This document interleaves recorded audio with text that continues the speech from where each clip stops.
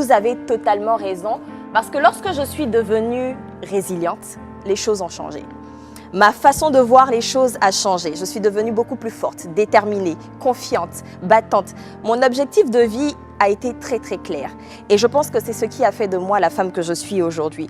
Non pas que j'ignore les réalités, mais je sais comment rebondir.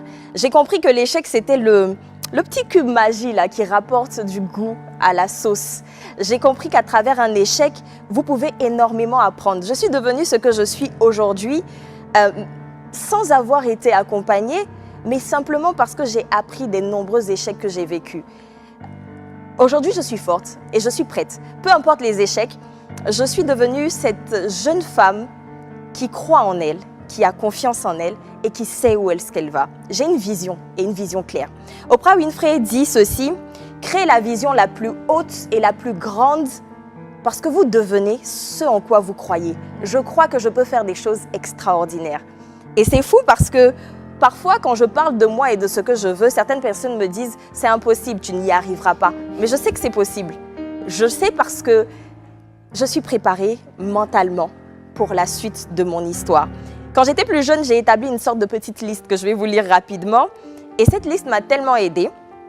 Je disais, mon premier point, c'était bâtir sa confiance en soi. On le sait que la confiance en soi, c'est la première clé de la réussite. Et j'étais donc une jeune fille qui manquait de confiance en elle.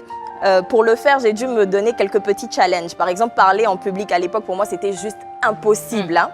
Je suis allée donc étape par étape. Je me rappelle qu'un jour, je me suis dit, je vais prendre la parole un jour en public pendant 1 minute. Et si j'y arrive, ça veut dire que j'ai passé un cap. Et je l'ai fait. Et au fur et à mesure, je me suis donné des challenges encore plus grands. Aujourd'hui, je peux me poser devant vous, parler aussi longtemps et regarder la caméra en disant sans prétention aucune que j'ai confiance en moi. Et ça s'est fait étape par étape. Je me suis défait de tout ce qui était émotion négative. Je ne dis pas que chaque jour, c'est facile pour moi ou que je ne rencontre pas des difficultés.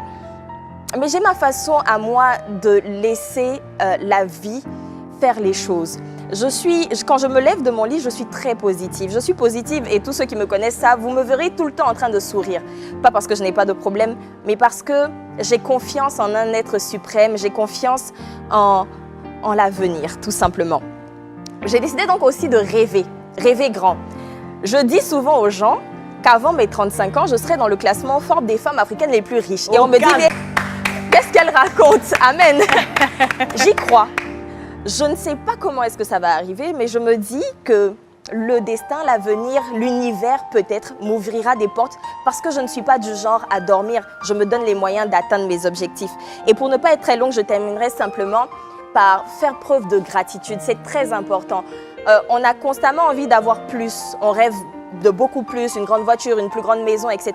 sans se rendre compte qu'autour de nous, nous avons des choses incroyables et que chaque jour est une bénédiction, tout simplement. Donc j'ai envie de dire à quelqu'un qui me regarde, tu peux y arriver, tu vas y arriver, donne-toi les moyens et positivité avant tout. Merci. Merci Marie-Paul.